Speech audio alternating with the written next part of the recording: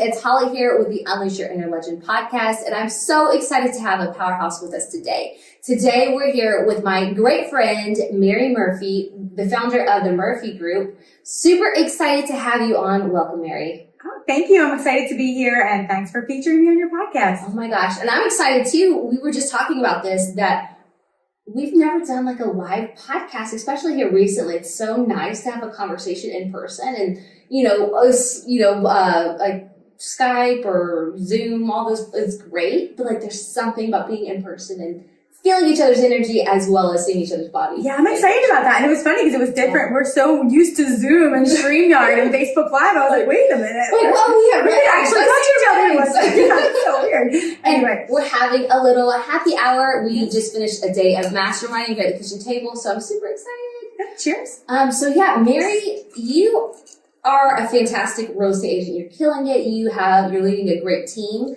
However, obviously you weren't like born like leading a big team. You really created and invented yourself. So let's talk, before we hop into like all your accomplishments and lessons learned, let's talk about your story. How did you get into real estate and really how you became the person you are today? Okay, awesome. So I was a teacher, and I was teaching pre-K special needs in South Philly, which is right over the bridge of where I live in South Jersey. And when I had my second child, it was really hard. I stayed home for a whole year with my first daughter, and now I was having my second one. I was going to have to go back to work after 3 months, and I did. And when I put the second girl in daycare, she really didn't love it, so it was really hard on me. And also, I realized I was making after paying for daycare and going over the bridge and parking and all that stuff, it was like I was making like $1,000 a month. It just didn't make any sense. You were working for financially.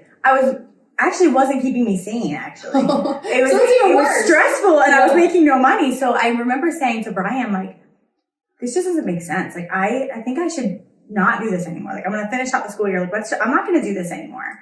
And then everyone always told me to be in sales. I loved bartending. I love people. And I actually wasn't loving, takes a special person to really teach pre-K special needs. And I did love it, and I loved the children. I really missed the adult interaction. There was no adult interaction with that. So it wasn't the right fit for me. Yeah. So I left that job, and I was like, I'm going to sell something. So what do I sell? I started looking at Pampered Chef and makeup and Avon and whatever else I could think of. I was looking up, and then I was like, well, houses are the most expensive thing. I want to sell that. Absolutely. So that was really the whole epiphany that got me into real estate. I'm like, so what year was this? This is 2014 is when I started to look at it. So I got licensed in 2015. Yeah. And it was really cool because as soon as we didn't need my money anyway because my husband was doing really well. And then right after I finished real estate school, his job became eliminated. They didn't need him anymore. So he got laid off, which is probably the best thing that ever happened to us. Yeah. Especially today. We'll definitely get into that. Yeah, so it was the best thing that ever happened to us, but we didn't know it at the time. And at the time, this part-time job where it said to sell a couple houses to make up that income became something that I was going to have to. He wanted to go start his own business and do his own thing. And at that point, I was already so in love with the idea of real estate that I was like, I'm going to make this work. And I had a year to do it, or I was going to have to go back to teaching. And it was like, all right, so I know that I can make up that salary this year. So how am I going to do it? And that was really the story of how I got into it. It's been a fun ride. That's so cool because it's cool. It really changed from this is fun to this is fun, but we need it because our family now relies on this income to pay our bills. Yes. And you know what? That was scary, but it was really exciting because as soon as I started, I'm pretty much all in kind of person. Mm-hmm. So as soon as I decided that I was going to do this kind of part-time hobby thing, it was never going to be that for me anyway. I started digging into it, and I'm watching YouTube videos, and I remember the first interview I had with a RE/MAX broker. So the first thing I did was I'm going to sell houses. I had no idea how we got paid. I had no idea what that looked like. How do I sell them? I didn't know anything. So I went on RE/MAX.com and I clicked careers. And the next day a recruiter called me and set me up with this RE/MAX broker. So I hadn't looked into real estate school. I really didn't know anything. Yeah. And when I sat down with him, I'll never forget that conversation because he could not have given me the time of day. I walked in, this teacher who he was sure was not going to make it. In fact, he told me 95% of real estate agents don't make it. Yeah. And I was like, well, that was really inspiring. Yeah, thanks for that. Thanks for the pep talk. It was like a sentence number 2 after like, hi, my name is, and you're going to probably fail. So I had that conversation with him, but in that conversation, he started telling me about different real estate models. And one of them was a kind of an up and coming company in my area at the time was Keller Williams. Mm-hmm. And he called them a cult, and he didn't have anything nice to say about them. But I left that interview thinking, well, if they're a cult, it means they don't leave. What is going on over there? Yeah, there's a reason why people are saying so that. I started Googling it and watching videos, and I just found all this training and education and speakers, and I was really in love with it. So when Brian got laid off and I had to do this full time, like I was pretty fired up. Like I was okay with it. Yeah. And it worked out, actually. That's I did awesome. really well my first year. I sold 37 houses that year. Wow, that's incredible. So got licensed in January of 2015, and by December of 2015, I sold 7 million, 37 houses, and I was making a lot more than I'd ever made as a teacher, I'll tell you that. In fact, in July and August that year, I had made as much as I made my whole entire salary as a teacher. I made in July and August, and I was like, what is this? It's so fun, and the money's so great. So anyway, that was kind of the story. But the key to real estate, though, is it's feast or famine. You know this. Mm-hmm. And, for those listening, and if you guys aren't familiar with real estate agents' compensation, it's commission only. Mm-hmm. Meaning you do not get paid until the sale of the home closes and it's funded. So, a lot of people are like, oh, I want to get real estate because there's money. Yeah, but you've got to put the work in for it too as well. So something interesting is I sold 4 houses the first 6 months. Yeah. And then I sold 33 the second 6 months. That's crazy. So it was that you had to build that pipeline. 100%. So it was stressful that first 6 months. I had to just keep doing the activities and then figuring out how it was going to come to me after that. I always tell people who are ever interested, I'm like, make sure you can go at least 3 to 6 months without a paycheck. And that's so true. And actually you should always, at every point of your real estate career, 100%. be able to go 3 or 6 months without a You paycheck. have to have that cushion and savings of your payments, of your house, your bills, living expenses, everything, because you just never know. Like in 2008 when, you saw the housing market crash, now it's a fantastic time, but you never know when something's going to happen where, especially COVID, right? Mm-hmm. COVID happened and you guys couldn't even show homes. And it could be, right. And it could be market related, or honestly, it could be personal. Like you could get sick or break your leg, or you don't know. You have to have that cushion and that in place. So, I haven't always, and I've had some valuable lessons along the way, of course. I think we all have. Like taxes, no one told me about that. Yeah, it's all great. Like, well, I get this big commission check, and then you get, Uncle Sam at the beginning of the year, after April 15th or whatever, before, I guess, you file, and then you're like, wait, what? I owe you how much money? What? I don't have that. No one told me about this. 100%. So there's a lot of lessons learned going through that. So what advice would you say to somebody who was in a position as you are, maybe they're a school teacher, or maybe they're in a profession that they're not in love with? What advice would you say if they're interested in starting real estate? So I would say find a great mentor. That's the first thing. So get licensed, and you need to make sure that you can find someone who is dedicated to putting their time into you. Yep. And that they have some sort of incentive to see you succeed. And if they have an incentive to see you succeed, then it's going to be a win-win. So you need to find a mentor, and that mentor needs to somehow be compensated. I would say that. Yeah. So what I did was I joined a team. So I got in and 6 weeks licensed. I was doing what they were telling me to do. I was taking all the training. I took BOLD, which is like a intense 7-week course with Keller Williams. And I took all these things, and I realized, and one of the conversations I had in the beginning with the team leader was, he asked me how much money I wanted to make in real estate. And I said $100,000. So I said the exact same thing when I asked, when Jay had asked me how much, I said $100,000 too. That's so funny. I was embarrassed when I said it, actually. Because I was like, I know most people don't make this, because the average agent, I think, makes $40,000 a year, Mm-hmm. So and I said that, and then he said, then go hang out with the people who are making that and more. And I knew that, but I think advice. I was like, well, how am I going to get them to spend any time with me? And the way that I figured it out was there needed to be an incentive for them to want to spend time with me. So I interviewed with teams, and I joined the top team in the office as an agent on their team. So that's really how I started. And so my advice for a new agent is to find a mentor or join a team. And by joining a team, that's what you're doing, is that you are finding a mentor in that. So there's no other way to do it. I can't even think of anything else that I would say besides that. I agree completely on the team aspect too, because that's how when I started real estate, I started on Jay Kinder's team. And it was like, I wouldn't know any other way because like I go in there, I have a desk, I got leads, I got floor time, I went into an established business, everybody knew this brand versus, if you're brand new, you've got to pay for ad spend, you've got to get your lead gen going, you've got to go out and market yourself.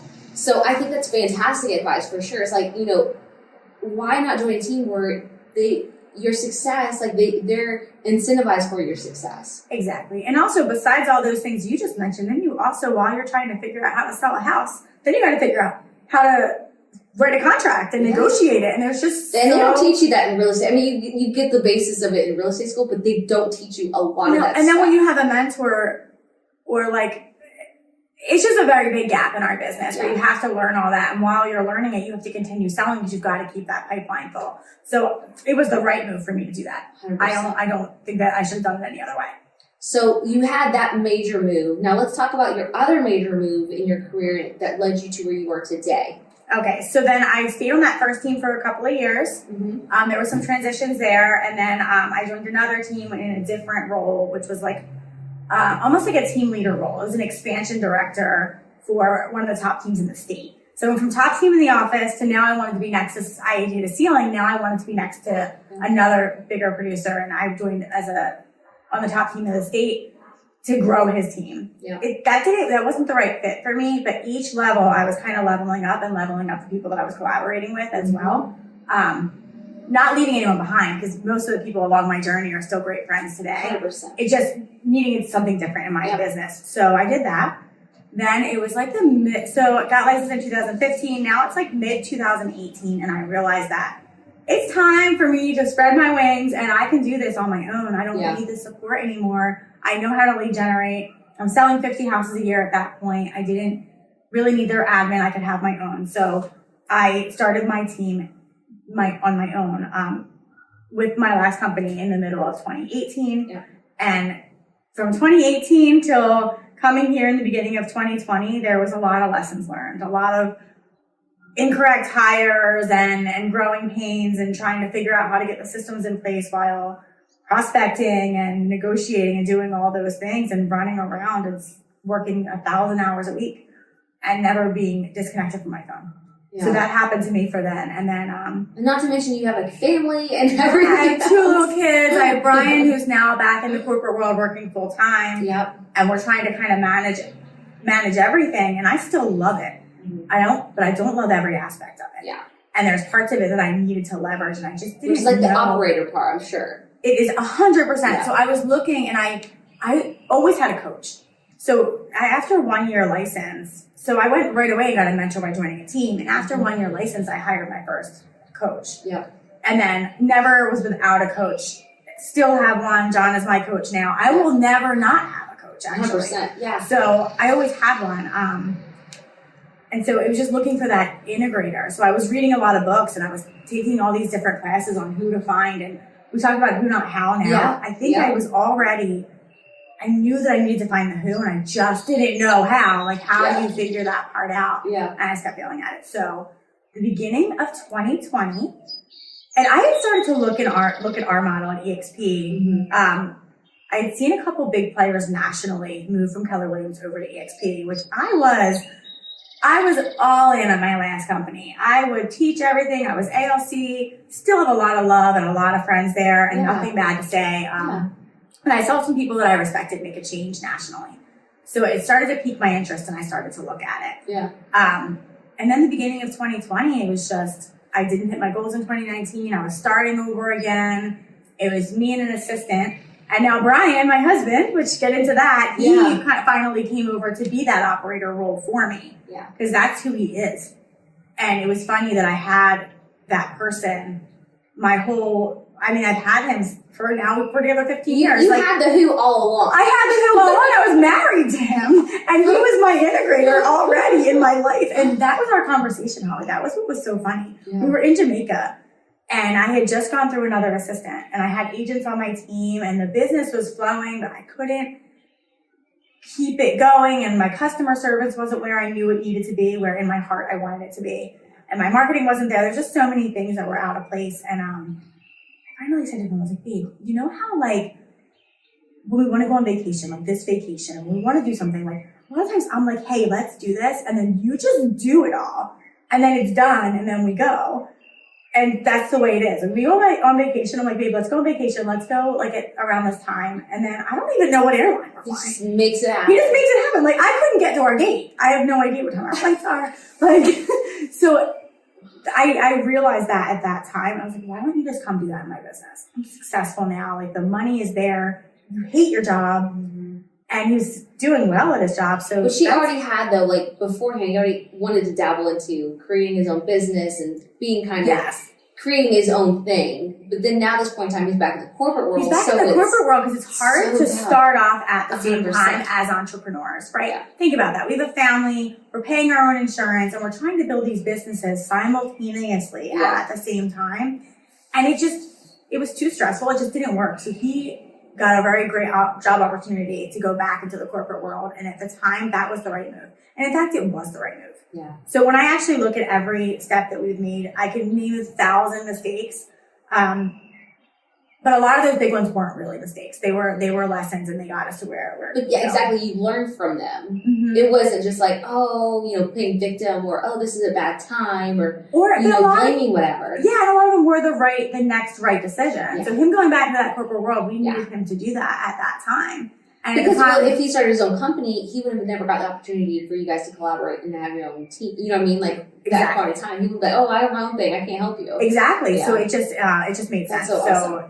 So then he joined me right before we came over to EXP. Yeah. So that's kind of. So you're building your own team. How many agents did you have when you started at EXP?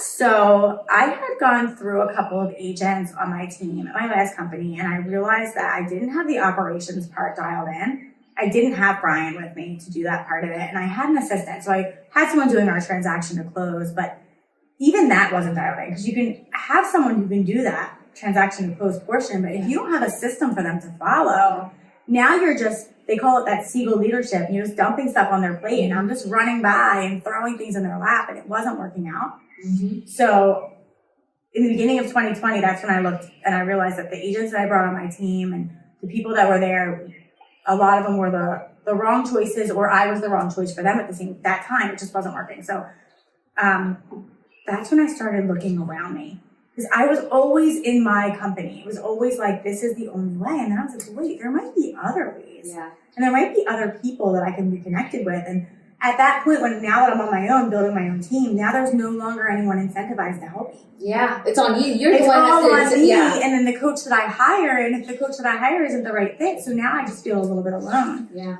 And that's what attracted me to this model. And Jay Kinder, who is my sponsor and who is your team leader, that's really all he talks about is collaboration and partnership. And that's what I was looking for, collaboration and partnership. Like someone who's done this before me, tell me what to do before I do it wrong. Let's just collapse time and let me learn through your lessons learned versus going out and making no mistakes. And you know what I mean? Like how many years did you collapse time by collaborating with people? And I think we always hear all the time, the most expensive thing you can own as an entrepreneur is a closed mind. So if you didn't have that open mind, you would still be, you're killing it in real estate. You'd still be killing it in real estate, but would you ever have the time and freedom to just be able to come to here in Dallas and, attend a mastermind and, not even just attend a mastermind, but attend a mastermind with your husband, who is you guys are just an amazing balance of each other and how you operate. I think it's amazing to see how you guys collaborate. I think a lot of people would take a lot of lessons from how you guys really make things work together. And I think a lot of that has to do with just being humble, which we talk about all the time. And you know what's funny is that people who are really successful in this business and really in any business, I'm finding that the ones who are the most successful are the ones that want to give back the most. They're humble. They're not arrogant. They're really not most of them. So, and I think that was that's a character trait that we all share. Yeah. So for me, it was like, okay, I'm doing well. And people are patting me on the back and telling me how amazing I am all the time.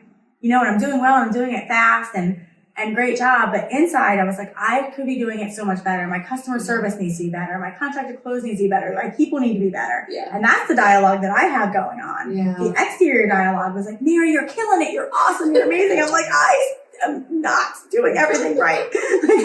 So that was kind of And that's why we're here. Because I still have that same internal dialogue. It's not that I don't celebrate my wins. Because I had to learn to do that. Yeah. That was something I had to learn to do. Celebrate. It's so tough. I think not only as entrepreneurs, but like as women, I think we're just so worried about the next thing or the next play that we're not like, wait a minute, like we just did something that was like kick ass or way to go. Like we did whatever. It could be something small, like, my gosh, I finally folded a basket of laundry, or it could be something huge, like I just closed this multi-million-dollar client. Right. Yeah. And I think it's also being like, wow, I did that and that was awesome, period. Yeah. And sometimes we're always like, I did that was awesome, but I could have done this better. Right. And that wasn't perfect. And it's like, I've had to train my mind and myself to be able to see the growth in everything and at the same time celebrate like where we've gone, you know? So it's pretty cool. So I would love to hear like how did you kind of grow from a team member to team leader to founder? Like what does that transition look like? And what would you contribute, like as far as habits and personal development goes, what would you contribute to that, to your progression?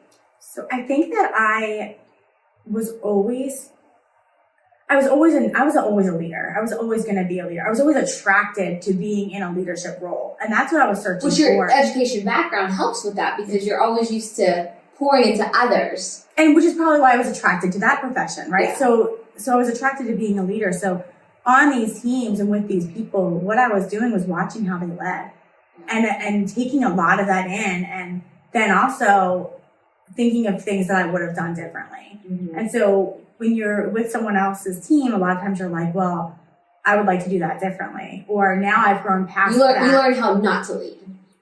Right. Yeah. In addition to learning how to lead. So I can say that every leader that I've been around, they've given me something and I think about them in some way that they've added to where I am now. So we came over, that was your question. I don't even think I answered it. We came over to EXP, a team of 3. Yeah. And it was me, my assistant Jen, who's still with me now, and my husband Brian, who was just finished real estate school. So he just decided to get licensed. He was always going to be the operator, but really, what does the operator do? Yeah. They pick up the pieces of the part of the business that needs to be done right away. Mm-hmm. And so what he did was he got licensed because the buyer leads, like I was just all listings and the buyer sales and the buyer leads were just falling by the wayside. And him being just numbers focused and organized was like, this is not making sense. You can't sell like 55 listings and 10 buyers. Like this is like, doesn't make mathematical sense. Like each listing should bring a buyer. Like how is this not working? 100%, yeah. So he understood that right away. So he's like, I'm going to do the buyer business. And with him doing that, he did that for almost a year. It was great because now he knows every aspect of the business as well. Yeah. And he was converting buyer sales and he did a lot. So last year, 2019, we sold about 70 houses, and 2020, it was the same exact thing. So in 2019, it was almost exactly the same, 2019 and 2020. Yeah. But a lot of things happened. But 2020 was a crazy year too. 2020 was the year that we were going to build our business and the right way. It was a foundation year. So they say to slow down to speed up, which is not in my vocabulary. I don't even know how to slow down. I don't want to do that. I'm just going to go fast and learn as I go. And we did, 2020 did force us to slow down. Yeah. We also switched brokerages. So in February of 2020, then it was like, I finally, after looking at it for a year and talking to Jay and then just starting to like plug into some of the people and looking them up, and it's just this abundant mindset that I just kept seeing over and over, just like wanting to give back. Mm-hmm. Nobody was pitching it to me. I wasn't being recruited, which is what we hear all the time. That wasn't happening. No one had ever tried to recruit me. Yeah. And what was happening now was people were just trying to add value to me for no reason. And I'm like, well, I'm waiting for the sales line. I'm waiting for the sales pitch. And Jay would say some things to me too, because he's a pretty aggressive guy. Mm-hmm. And those of you who are listening, maybe you've seen him, and if you haven't, he's aggressive, no nonsense, like straight shooter, which appeals to me anyway, because I'm the same way. Yeah, absolutely. And so he just said a couple of things, like asking me if I was open-minded and stuff like that. So I looked into the opportunity. And we came over here, and as soon as we got here, the whole world shut down. So we leave a brokerage where we're recognized, where I'm a leader, and I'm giving back, and I'm teaching, and I'm surrounded by people. And rolling, yep. We're doing well. So surrounded by people, too. That's going to be interesting because EXP's cloud-based. Mm-hmm. So I'd love to hear about that, too. So that was one of my biggest pushbacks was I'm like, I can't. Like, feed off of other people. Like being around agents, like literally feeds my soul. Like that is one of the driving things. I just love it. So I couldn't imagine how I could possibly go from being surrounded by people to being an avatar. I'm like, I can't.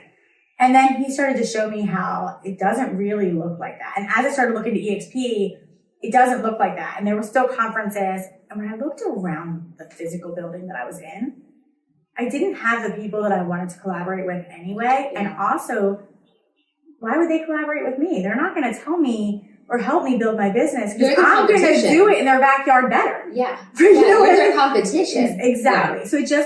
So that's what started to make sense too. I'm like, okay, the collaboration is going to work better when we're not in the same market anyway. Mm-hmm. And when you get to a certain level, there's no one in your market anyway because you get there and it just gets thinner and thinner and thinner as you raise. Where's the opportunity stop? You can only go so far. Yeah. Yes. So that's kind of where I then decided to make the change. And then the whole world shut down. Like I came over in February. In April was supposed to be our first shareholders. I think it was like early April. It might have been in March. I think it was the end of March. It was the end of March. It was like a month later I was going to be able to come and be physically with everybody and go to an event. I had always gone to every single national, regional event, coaching. Yeah. So that was a part of my life and my growth. And when that got canceled, I'm like, oh my gosh, like this is hard. Like, and then now I went from being in an office where I had 2 offices and now I'm in my living room. Like we turned I have a big like living room in the front and I turned that into an office and my assistant was working from my living room. I was working from there. Ryan was working from the dining room you table. Never really feel like in that kind of, I guess, how do I say this? In that kind of, that decision was made for you. It was forced. And that forced decision, your house doesn't feel like a home at that point because it's like you're forced to. And my kids were there too. Yeah. So now I just start working with my husband.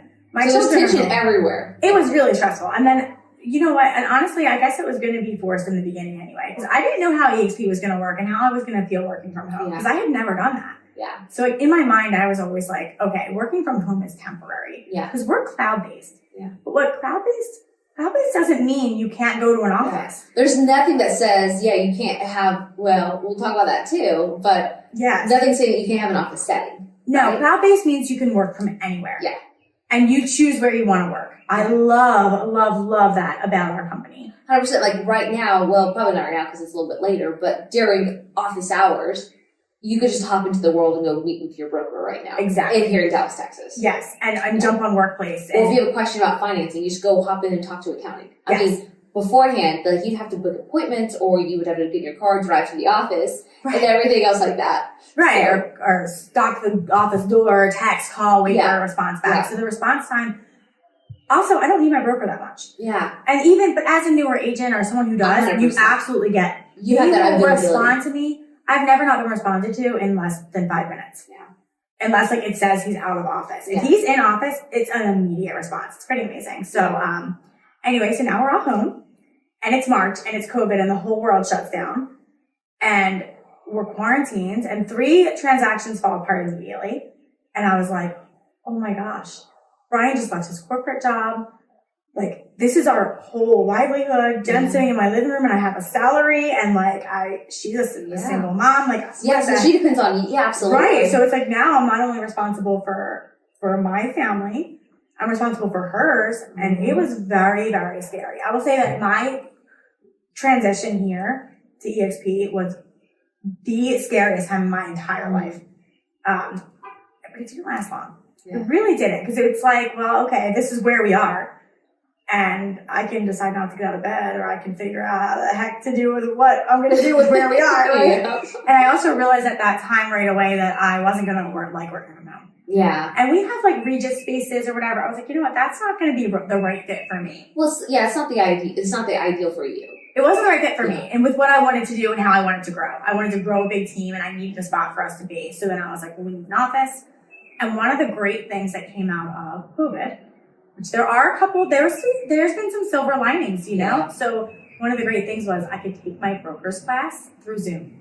Yeah. And so I was like, all right. So it was like quarantine for 2 weeks, ready to kill everybody and go back to teaching. And now I'm like, all right, I'm going to take my broker's class. And I just started coaching with John at the time as well. So John had started looking into my business and doing our strategic planning and stuff. And just to preface too, so you wanted an office, however, you wouldn't have been able just to go and rent out a space because you weren't a broker. That's right. Which is why you wanted to get your broker's license so that you could really, truly open up your own office. Exactly. And that wasn't on the plan for 2020 originally. Yeah. But everything we do, and one of the things with coaching with John too, is that decision getting us closer to the goal. Yeah. So getting my broker's license in 2020 was not on my business plan. Yeah. But I realized that in order to get to the goal, I couldn't work from home. I needed to be able to have a place where I could have my assistant and have my people and we could collaborate and do it in an office setting. In order to do that, I needed my broker's license. Now, all of a sudden, it plops onto your business plan, and luckily I could do it through Zoom, which was awesome. So I did that. And then shortly after that, it took a little while to get my broker's license, of course, and paperwork. In June, I rented our space, and it became a branch office in September. That's crazy. So when did now you have a large team. So how did that progression happen? Because there's so many unknowns, you're trying to get an office, all this other stuff. So how did you work through that and still add to the team? So I think that a lot of 2020 was just reflecting on what pieces need to be in place first to get where we're going. Yeah. Right? So it's what we always talk about in having a strong foundation. You build your foundation on if you build it on a crumbling foundation, it will crumble down. Yeah. And I started to realize that because I had been part of teams that maybe didn't have a strong foundation. Mm-hmm. And I've watched people rebuild and rebuild. And I was doing it myself now in 2020. And I'm like, I don't want to rebuild from the ground ever again. So good. So let's just build this foundation. The focus is the foundation right now. And I'm not bringing agents on. And I'm not trying to get more business. I have enough steady flow of business. I know that I'll sell my 70 and I'll do that this year. And at the same time, we're going to build a strong foundation that's going to attract people to it and the right people. And then we can grow. Then you can scale the business from there. And then you can scale. That's so good about the foundation because so many people, they're so concerned about, I'm going to move on to the next thing. Or, I'm going to worry about this. I'm going to worry about this. And instead of worrying about like the solid foundation, like you said, you have this crumbly foundation and then you try to hodgepodge and build upon it. And it's just not a good organization at the end of the day. It isn't. And we naturally, and it does make sense why we do that, is that we start having more business than we can handle. Yeah. So what we want to do is find people who can handle that business on the sales side. Yeah. Right? Because it feels unnatural for us to let anything fall through the cracks. And we want to gather all that business. And at the same time, we don't think about the infrastructure. And how are we going to now give that customer service and the customer experience? And how are we going to give the experience to the agents that we're now bringing on to handle it, who they all need me. Yeah. And I can't give that back to them. And what I noticed in 2019, our goal was 100 transactions and we did 70 and most of it was me. Yeah. The second half of 2019, I watched my business go down, down, down because I didn't have that foundation. Mm-hmm. And because I had these agents, I had 3 agents and I went through 4 assistants because they just weren't the right fit. Yeah. And I had all these people who needed me all the time. And so because they all needed me and I didn't have a strong foundation of people in place, it took away from my own production. Yeah. So then the fourth quarter of 2019, I'm like, this is not the right way to do it. This is not it. Like now I'm like, something's got to change.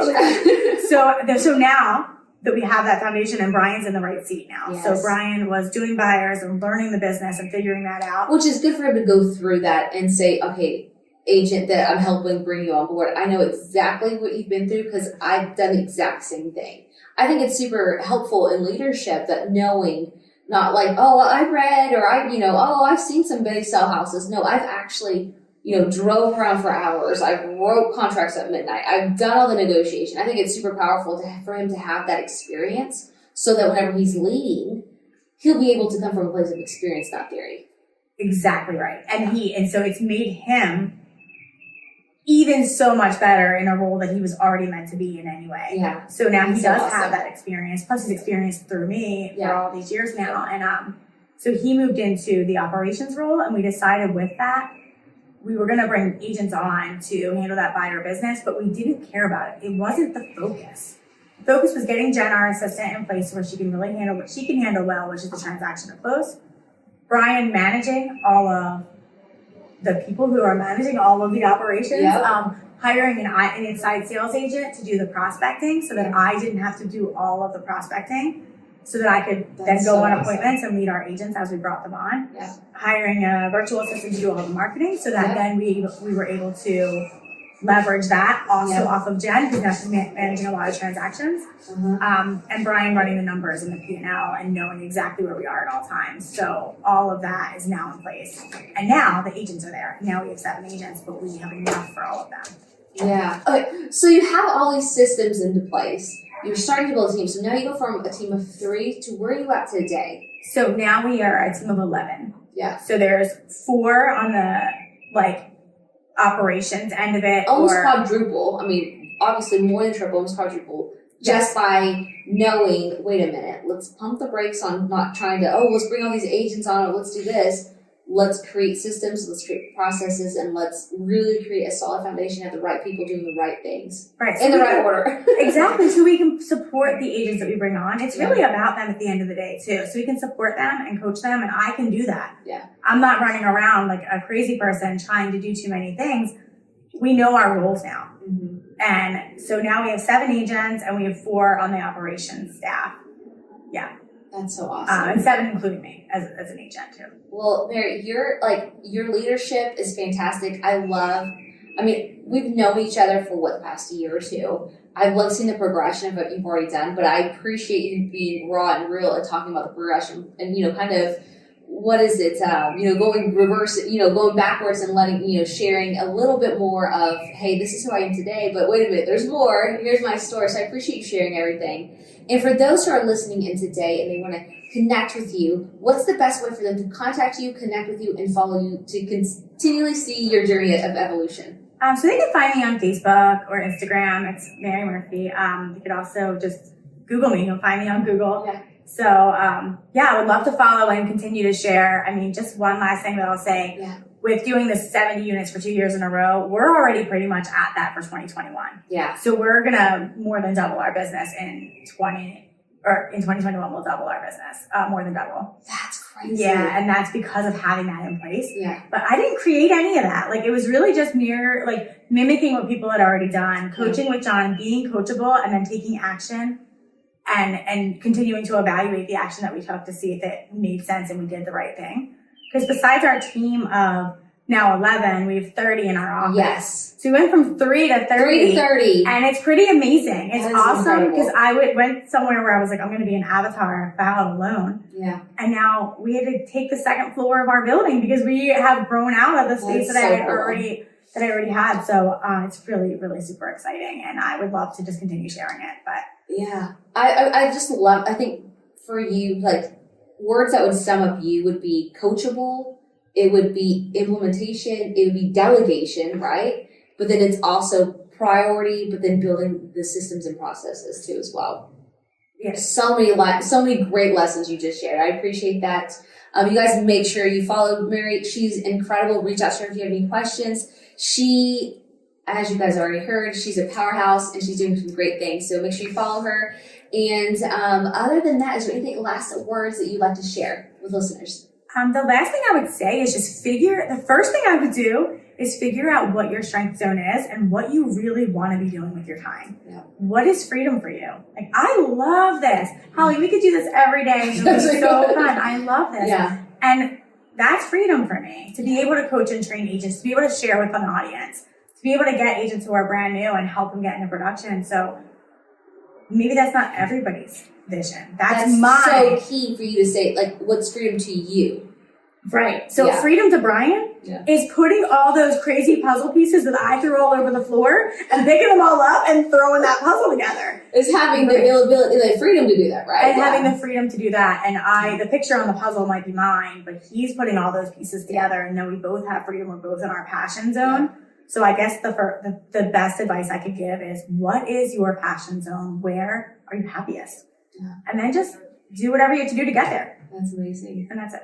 Well, Mary, thank you so much for tuning in. You guys make sure to connect with her. Appreciate you. And I'm sure we will definitely have you on a future episode as you go through from 3 to 30. And I cannot wait to see where you're at the next time we talk. Me too. It was so fun. Thank you so much. Cheers. Cheers. Thanks. It's your host here, Hollie Kitchens, and I just want to say thank you so much for listening to the Unleash Your Inner Legend podcast. I hope you found inspiration and motivation in this episode. For resources to help you unleash your inner legend, go to holliekitchens.com. I will catch you guys on the next episode.